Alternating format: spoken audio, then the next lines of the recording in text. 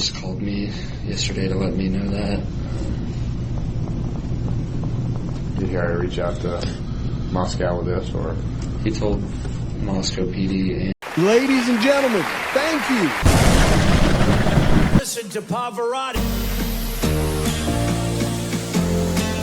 Can I be your superhero?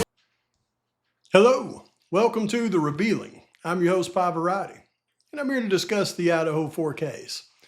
And you know, it's very interesting here lately, especially since I've taken all that time that I've taken to go through and basically have AI teach me what every little thing in all of the forensic reports actually means. And I'm able to now go through and see things that I've never seen before. It's kind of like having a cheat code. You know, I remember when I was young, we would play Nintendo, and there was a game, it was called Contra. And you were like a little soldier, and you were running through and you're shooting aliens. And of course, with Nintendo, everything's, you know, it's not 3D, it's 2D. You're just running from left to right. But I remember that game was so frustrating because you would get so far and then you'd finally lose all your lives and you'd have to go back to the beginning. And it was just one of those games that made you want to throw your controller. And then we all learned about these things called cheat codes. And I still remember the Contra cheat code. It was up, down, left, right, B, A, start. And if you put in that cheat code, then it would give you like 100 men or 1,000 lives or 100 lives or 1,000 lives. Something was ridiculous. So you could go through and you could actually beat the entire game with that cheat code. So going through these forensic reports now is kind of like having that Contra cheat code, because now I can go through and I can see where all of the people that we've always wondered about, did they really get checked against the evidence? Yeah, now I can go through and I can pick every single one of them out. And it's very interesting, the evidence that they really focused on excluding people from, and all the people that they actually checked against that evidence. And it looks like now that the key piece of evidence in the entire case is actually under Xana Kernodle's fingernails. Oh yeah, they wanted everybody to believe it was just her and Ethan under one of her fingernails, but turns out not so much. And they knew it, and man, they sure compared a lot of people against it. And we'll go over that. I did some preliminary videos for the members this morning on those, and I'll bring them to you soon. But I wanted to talk about, and I want to thank Jules. She always does an excellent job getting, getting these interviews and documents and editing them down. She is awesome. I'll put the link to the description of this interview that she got with Jack D in the description of this video. But as I was listening to it, and a lot of people don't think I don't even listen to the frats and the Jack D's, and I can tell you, I know because I got some comments yesterday. What did you get off of the Aryan family and Aryan Knights, Pav and Mowich? No, there has been absolutely nothing, and I mean nothing, that has come out that has even tweaked my mind the slightest bit to Jack D, Jack Showalter, Connor Chestnut, the frats. I mean, not one thing. But I'm not going to sit there and beat people up that believe that, because I know I get accused all the time of, having a mental block as it relates to, the college students. So I try not to say anything, and I just try to stay quiet and let people have their conversations without me interfering. But I watch people all the time, and they always say, well, Pav doesn't want to acknowledge the frats. Pav doesn't want to acknowledge the frats. Right, because I haven't seen any evidence whatsoever that points to any of the frats. In fact, every interview that I see points less and less to anybody around this situation. So yes, I have already done the investigation into this case. I already came to my conclusions on who's responsible, who called the shots, and a couple of the perpetrators that were actually involved in it. High suspects on a third one, and I'm still looking for that fourth one, because I know there was 4 based on the crime scene breakdown. But anyways, that's here nor there, because I do listen to all of the released audio. I've listened to every one of those Sigma Chi guys. I mean, I've literally listened to them hoping that somebody would talk about a fight at the frat house. Still hadn't heard about it, so clickbait on the 4chan like it's actual evidence, in my humble opinion. Give me a break. Anyways, as I was listening to the Jack D interview, I did catch something that was very, very interesting, and I think it was very telling. I don't know if anybody else has caught it or not, but after this video, you certainly will have caught it. So let's take a look at what he said and some other information around it, and I'll try to tell you what it means to me. Ready? Go.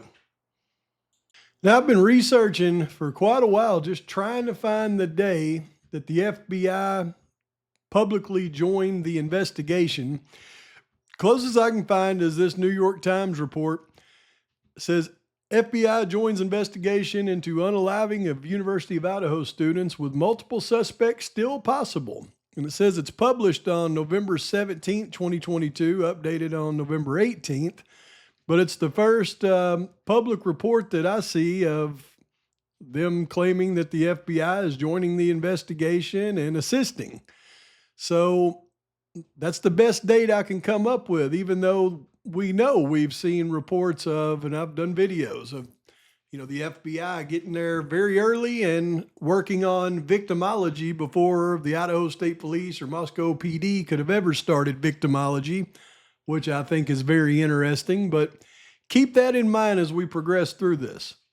Okay, just so we're on the right page with Jack D, we know that he was there, during the 911 call, and he was questioned there. Then he was taken to the Moscow PD where he gave a statement. We've all seen it on video, and that was on November 13th. Then the next time that we hear of anybody talking to Jack D is in this ISP report where it says Detective Sergeant Van Leuven interviewed Jack D on several occasions beginning November 15, 2022. This supplement adds the audio from those interviews into evidence.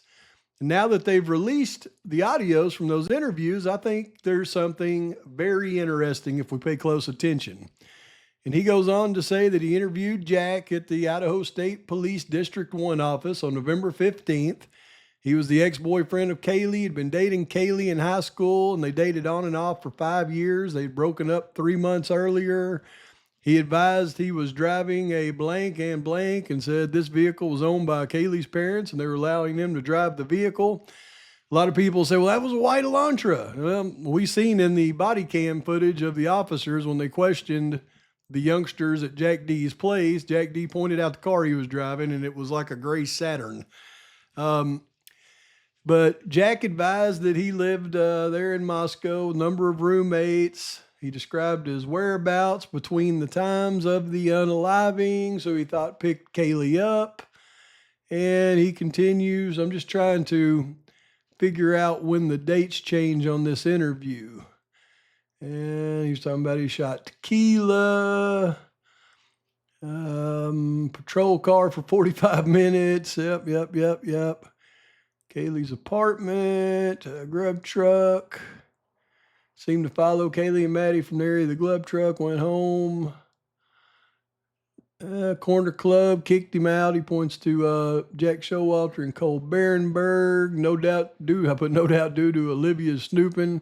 And we hear in his interview that he was basically talking about the investigation him and Olivia was doing together. He described what the victims drove. They took a break, speak to his mother, and said she didn't want to continue the interview without a lawyer being present. So they returned on November 17th, accompanied by his attorney, Jed Nixon. And then they recap what they talked about on the 15th, and they continued the interview with him on the 17th. The remainder of his conversation involved victimology questions. And then on November 18th, he consented to a search on his apartment. So the majority of the conversation took place on the 17th, but it started on the 15th. Those dates are going to be really important to note. Now let's listen to a little bit of the interview from Jack D. And let's try to figure out exactly what date that he was having the conversation on when he makes the statement I'm going to point out. Was it the 15th or the 17th? Okay.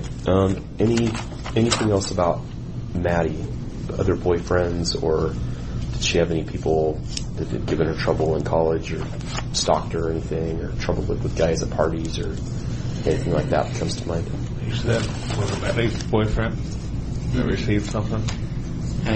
Yeah, Maddie's boyfriend yesterday got a message on Twitter from, seems like he told me it was just like a fluke account, and he said that the message said that they're coming for you, and I guess he just called me yesterday to let me know that. Did you already reach out to Moscow with this, or? He told Moscow PD, and I gave him the FBI's lead detective's number, and I think he told him too.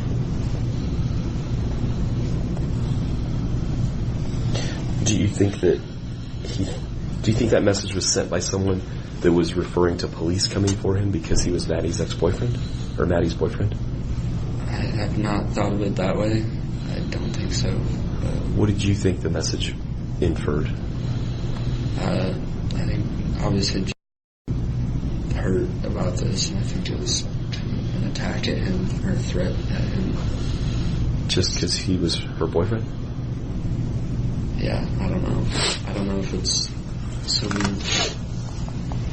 twisted person just trying to mess with people, or if it's something related to what actually happened. I don't know. Okay. I guess he just called me yesterday to let me know that. Did you already reach out to Moscow with this, or? He told Moscow PD, and I gave him the FBI's lead detective's number, and I think he told him too. He told Moscow PD, and I gave him the FBI's lead detective's number, and I think he told him too. I gave him the FBI's lead detective's number. I gave him the FBI's lead detective's number. So Jack D lets us in on a little bit of a bombshell right there, I do believe, because when we look at the dates of these things, we know the atrocity happens on November 13th, 2022. MPD begins investigating. They enlist the ISP immediately to assist in the investigation. There is no word except for, like I said, that New York Times article that says on November 17th that the FBI officially began assisting in the investigation. Yet we clearly hear Jack D say that yesterday, and if that was November 17th, he was having the conversation, yesterday would have been November 16th, that when he was talking to Jack Maddie's boyfriend, he gave him the FBI lead detective's phone number. And he said, I believe he told me to give him that phone number. So here is my question. On November 13th, we see MPD take Jack D to the station, and was it Mowry or Blaker that did the interview with him? And then there's no reporting of any agencies talking to Jack D until the 15th when the ISP starts talking to him again. Yet apparently sometime between November 13th and that day on November 17th, or actually it would have had to have been before November 16th, I reckon, sometime between those dates, a lead detective from the FBI has talked to Jack D. Talked to him and built enough of a relationship with him to give him his card and tell him that if anything like that was to come up, to forward his card to other people like he did with Maddie's boyfriend. So I guess my question is, when we're all wondering about what's going on in this case, and we're looking at all these police reports and all the investigation that they're doing, it's quite obvious to me that the real investigation was being conducted out of our eyes by the FBI. Sounds to me like they'd already talked with Jack D and probably already prepped him, in my opinion, on what really took place and what's really going on, probably because him and Olivia was out trying to do their own investigation. and they didn't want them to get hurt. And that would be why he would tell him to forward his card to people that received threats like that. But it only takes a little bit of listening to make you step back and see the real picture of what's really going on in this case. And in my humble opinion, especially after going through all of the forensic reports here the last few days, and I see that Jack D was checked against every piece of evidence in the case. So was Jack Showalter. So was Cole Berenberg. So was Connor Chestnut. So was Jose Cruz, as well as all the people that they got buccal swabs from. And actually, I've figured out how to read the reports now. They actually checked all of the people that were listed with their buccal swabs against all the evidence in the case. And I'll be bringing that to you soon. I did just a walkthrough member video of that this morning, showing where they were checked against all the evidence and the results from them being checked against the evidence. But I'm going to keep on keeping on. That's all I'm going to say, because I don't want to hurt anybody else's conversations out there, or anybody else's theories. I'm just here to bring the truth of the matter. Now, I say that the only one that I haven't seen any DNA compared against anything is Kohlberger buccal swab, dog hair. Oh, Nicholas Mowich autopsy photos, evidence incident, January 5th, 2023. Remember, they got those, though, back on November 23rd, 2022. But I guess they got it logged into evidence here, right there. So, yeah. So, yeah, old Podman is on a completely different trajectory than I guess anybody else that's ever looked at this case, which perplexes me, because as much as I see with all the interviews that come out, the videos that are released, just things in general, it's always blown my ever-loving mind that when you've got a case with a guy that you know is the wrong guy, and even with the wrong guy, they couldn't even come up with a motive. We have no motive for this crime. You look at the crime scene. I mean, if Turvey and Whitcomb are correct, and Maddie and Kaylee were both had their throats, something done to them. I mean, I don't understand it. With all the things that I've looked at, you have a multiple perp crime. You have two people upstairs in a room that have death signatures that are pretty much identical. And then you go downstairs to the other room and you've got completely different signatures altogether. That doesn't tell you that one person committed two different crimes. That tells you that you've got likely at least three different individuals that were attacking these folks. The one upstairs apparently attacked both Kaylee and Maddie. Now, y'all know what I believe. I believe that the evidence shows, just like the witnesses say, that Maddie was upstairs in her room asleep. An assailant comes through the third floor door, goes to Maddie's room, attacks Maddie. Kaylee's in the living room. As Kaylee goes upstairs, she yells someone's here and she runs downstairs. When she hits the bottom of the stairs, she's attacked, probably with the butt of a gun, and that's where she gets her blunt force injuries. Now, somehow they get Kaylee back up into the room with Maddie and then finish the attack. And at that exact same time, two other perps had come through the back door at the exact same time and ran to Xana's room and attacked Xana and Ethan, two completely different perps. That's why you don't have any evidence of Maddie and Kaylee's blood in the room with Xana and Ethan, because it's two different attackers that are attacking them. I don't understand how somebody could come to a different conclusion. I mean, if you want to put that same attacker or attackers that attacked Maddie and Kaylee attacking Xana and Ethan, then you better test everything you can test and find some samples of blood. Because if you're trying to tell me that somebody had enough blood on him to come down the stairs, transfer Maddie's blood all over the switchback stairs, transfer Kaylee's blood all over the pong table, transfer Maddie and Kaylee's blood all over the half wall in the staircase, they have that much blood on them, but then they go in there and attack Xana and Ethan, and not one drop of their blood gets on Xana and Ethan? That is impossible. So for people to come to those conclusions is just completely, I don't know.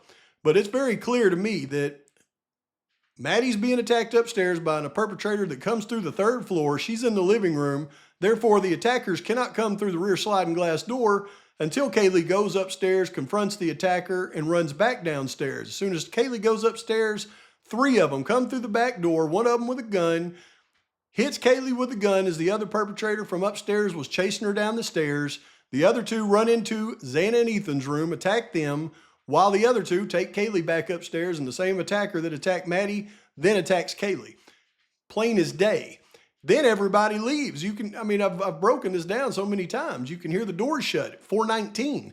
Dylan doesn't see the person leaving the house until after 4:20. It's obviously not the same person.